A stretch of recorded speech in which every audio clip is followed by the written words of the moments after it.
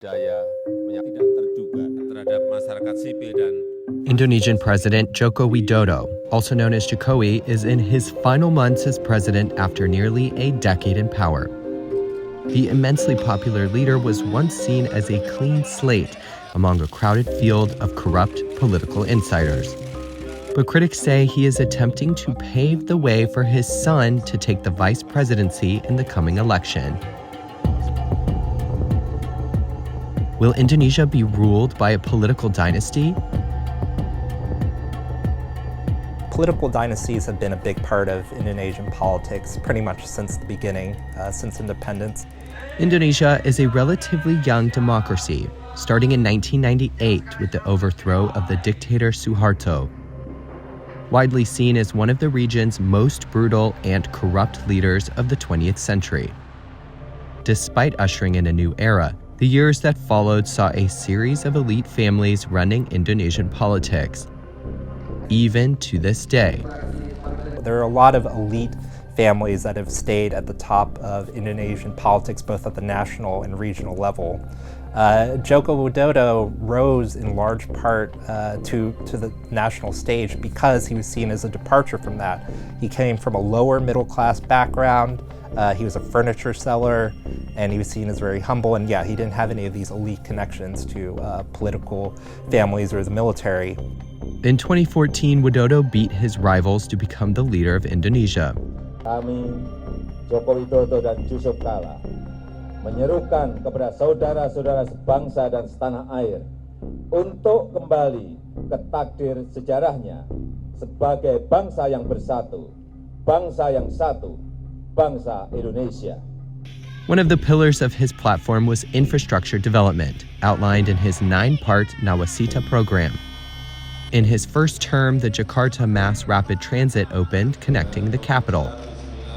These tangible results helped Widodo win the 2019 election. But after winning a second presidential term, several of his family members entered politics, veering from a previous stance on nepotism. Saya selalu menyampaikan kepada anak-anak saya untuk bekerja mandiri dan bertanggung jawab, tetapi tidak ikut dengan proyek-proyek yang berkaitan dengan negara. Nggak boleh. Sejak saya jadi wali kota, gubernur, saya sampaikan, presiden saya sampaikan, tidak untuk itu. In 2020, his eldest son, Gibran Rakabuming Raka, was elected mayor of Solo, and his son-in-law, Muhammad Babi Afif Nasution, was elected mayor of Medan. His younger son, Kaesang Pangarep, soon joined the Indonesian Solidarity Party and was named its chairman. Critics have accused Widodo of embedding his sons into the country's political scene. He was often compared to Obama, actually, as like a new hope for Indonesian politics. So that's why critics think that it's an especially bad look for him now to seemingly start his own political dynasty. One expert explained why Widodo stands to benefit from his family's political involvement.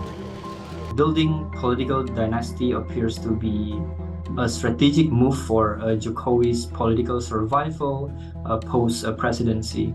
Unlike many established politicians in Indonesia, Jokowi lacks significant political influence or affiliations, partly because he doesn't have any political party, not like Prabowo or Megawati, who have their own political parties with loyal followers.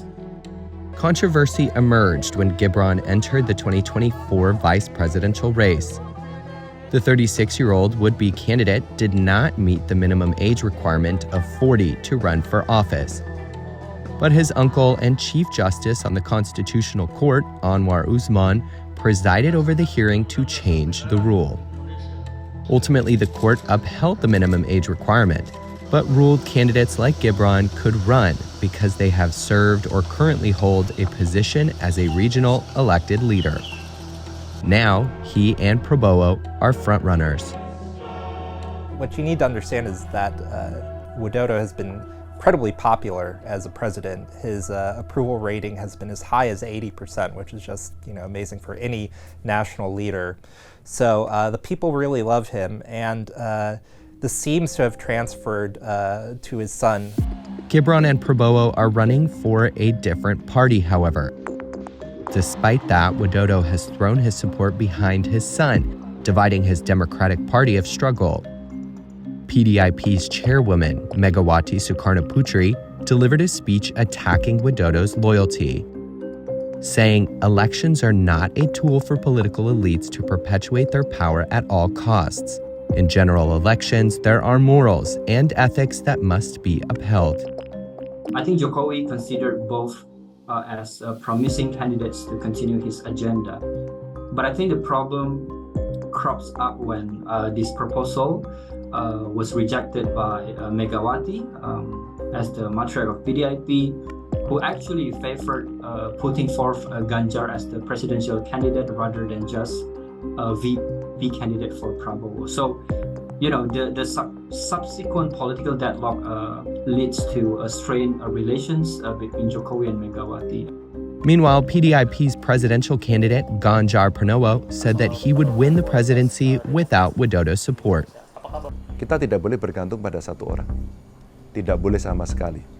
Karena pada saat kami mengikuti, kami bersama, kami merancang juga kemenangan-kemenangan di 2 kali Pilpres kemarin, ya, kami juga mengerti apa yang mesti kita lakukan dan kita kerjakan, ya. Dan kami bersama-sama waktu itu. Bahwa pada saat ini kemudian kita berbeda, yaitu soal opsi. Despite the parting of ways, Ganjar largely shares the same platform as Widodo, Gibran, and Prabowo. The only candidate running in opposition is Anies Baswedan, marginally ahead of Ganjar in the latest polls. Ketika kita bicara demokrasi, minimal ada 3. Minimal 3 nih. 1 adalah adanya kebebasan berbicara.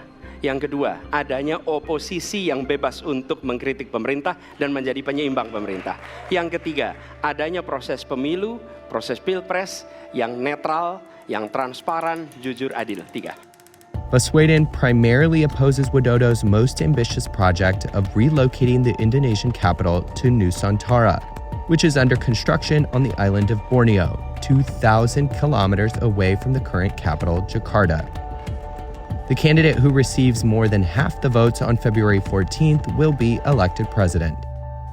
Otherwise, a runoff election between the top 2 candidates will be held on June 26th.